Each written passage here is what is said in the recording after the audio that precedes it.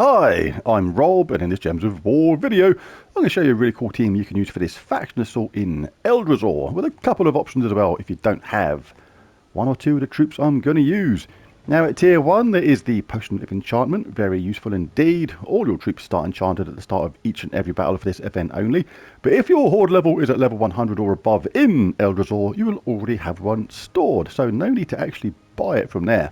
Only thing is, if you want to pick up something like this weapon at tier 4, then you do have to buy the tiers in order, so you have to buy it anyway. It's an okay weapon, nothing fantastic about it I don't think. Deals magic based damage to an enemy, and if they are cursed, create 8 green gems, and if they are webbed, creates 8 purple gems.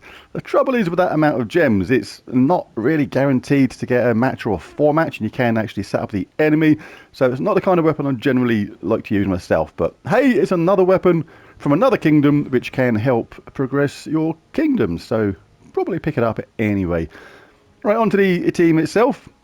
Got this team here, and I'll show a couple of options if you don't have 2 times Venoxia or the Empress, for example. But right now we have the Wings of Destruction, the Empress, and 2 times Venoxia. If you don't have the Empress, chuck in a Queen Beatrix. That's going to be really good, more true damage, got a cleanse on the 4 match, things like that, really cool. And if you have a Empress but don't have 2 times Venoxia, then chuck in another Queen Beatrix for the second Venoxia. It's still going to work really well. You're still going to have that cleanse, still going to have that extra true damage, but the way the team works will work very similarly to how it works here. Wings of Destruction explodes magic +1 purple gems, grants a random status effect to all dragon allies, which is the Venoxias, then summons a dragon troop. If you don't have this weapon, just pick something else which explodes gems. Hopefully, it's better if it doesn't mana block these, so have a look for an explodey weapon which doesn't mana block the Empress or Venoxia. So that'd be really cool. Venoxia creates 9 green and 9 blue gems, then deals magic-based true damage to all enemies. All that green and all that blue it creates, the green feed into the Empress and itself, and the blue feeds back into the weapon, charging up again, ready to go again. If you're using this Empress version here, you can cast that first, and that's going to give a massive buff to our Venoxia in last place. That is the one we'd rather cast if we can. Gives magic +1 to all skills on the last ally, and there's a 7% chance of an extra turn for each green gem on the board. Very cool. Going to be in Geomancer class for this. All construct allies start with 50% mana. That's the hero and the Empress, so just a green match will be her ready to cast and give that nice buff to our Venoxia. And we'll have impacts. We'll have anti-magic sphere, tactician, rock solid, the tree of knowledge, really cool, gain enchant when matching green gems, and a fortitude. And we'll have as many nicer medals as you've got to buff up the damage of our team even further. Right, really straightforward. The banner for this, +2 green, +1 purple, -1 red, spider banner from Eldrazhor itself. Let's have a couple of battles then. So there's that explosion, getting the team ready. The weapon's up next time anyway, so we may as well get some green. I mean, the Venoxia is going to do plenty of damage anyway, so you can actually just cast whichever one's ready at first. So I'll jump forward a little bit in a minute. Let's do that. It's going to pick on them, finish off that cheeky summon. And all them explosions. The whole team ready to cast again, or at least the Venoxias anyway. Let's jump across to the middle room. We'll trot straight across the middle here. You can, once you get to this stage, pick off the extra rooms to build up the room treasure multiplier, but for the speed of the video, I'm just going to trot straight across the middle of the back of the spider. And there's nothing he can do about it. Well, it might be, but I'm not going to hang around to find out. Don't like spiders that much. Right, anyways, let's cast this. Explodey stuff. Charge up the team. Venoxia is ready. Kaboosh! Them all out of there. Job done. Charge up the weapon again. Empress was ready to go again. No need to cast her right now. Doing enough damage. Let's do the mythic room, then we'll jump to a little bit further in and see how this team is a little bit further down the line. Or even in the delve itself on level 500, yes, I think I might do that. Right, so if you want the boost, you can actually obviously cast that. But there's no need right now. Let's just get them out of there. Let's crack on to the next stage. Let's do this to charge up the team. And crack on to the level 500. Let's jump into Eldrazhor then and show how we use this team on level 500 in the delve itself. My horde level is quite high on this. It's level 175, so it is going to affect my damage output. But if you're not doing as much damage, then basically you just multicast your Venoxias. They'll self-charge themselves a lot of the time. If not, you just cast a weapon to generate the mana and go about it that way. And cast your Venoxias multiple times. They'll still make a pretty short work of it. Spider Hall is first up. Right, Empress is ready to go straight away. Not a lot of green there, so not much chance of an extra turn, but it doesn't really matter. We've got a barrier, so we're going to ignore this skull hit, but at the same time we're going to take away their traits because of our impact. We'll get that nice damage boost. There we go. So this one's doing 81 true damage, and the bottom one is doing 157, so that is really cool. No need to actually get that. I mean, it will give some power to our, some mana to our Venoxias. But sometimes I just like to cast the weapon if it explodes those particular weapons. Particular colour, sorry. Explodey weapons. That'd be fun. Right, so we're ready next round anyway, so let's cast that again. But anyway, let's do this damage. And we can cast this again. If Venoxia sometimes will actually self-charge. Because of the way it generates its own mana, it can actually self-charge, but didn't that time. Ready to go again.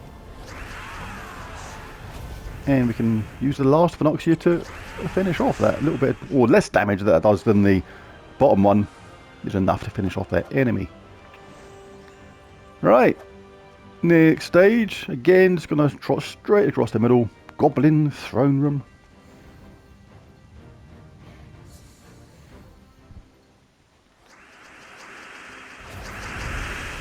Empress is ready straight away.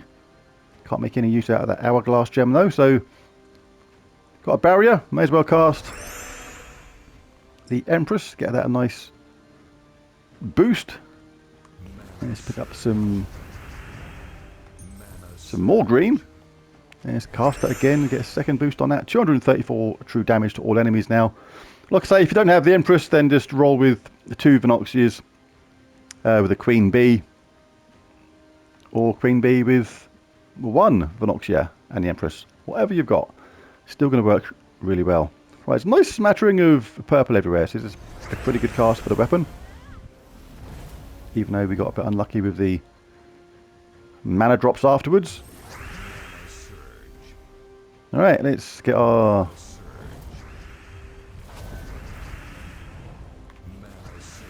Venoxia up again.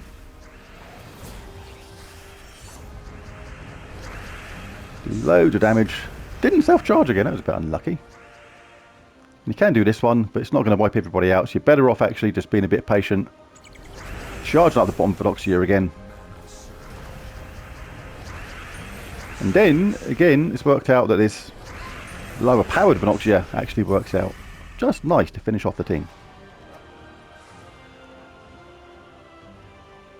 Like I say, the casts will vary upon player to player. Your power levels will be different to mine, your horde level will be different to mine. So you'll have to adjust it based on that. And I'll give that nice boost there. Lots of purple everywhere. Let's cast that. Get the team charged up again. Give Venoxia a second power boost. Cast the weapon again. Remember them dragons are getting those status effects every single time we do that, which is really cool. Every single time we cast this weapon.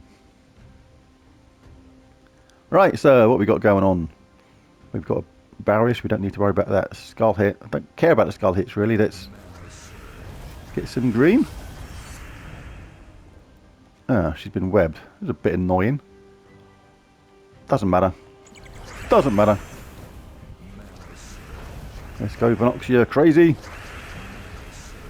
Didn't self-charge again. What the fidgety fudge? Ready to go again next round, so that's okay. Ready, Eddie?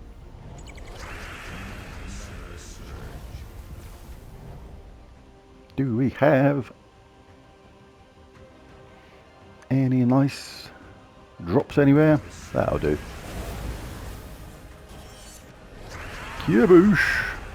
Oh, they got a nice powerful summon up top. But that's okay. Take out that bottom troop. What have we got going on now? Need one more cast of our bottom Venoxia and this one combined. Job done. And the first Venoxia was ready again. The Empress was ready to cast again if it wasn't webbed. No point casting it when it's webbed. But yeah, pretty nice team. And like I say, Queen Beatrix actually works really well with that. Right, and just to finish up, I've just had a little idea, literally at the last moment.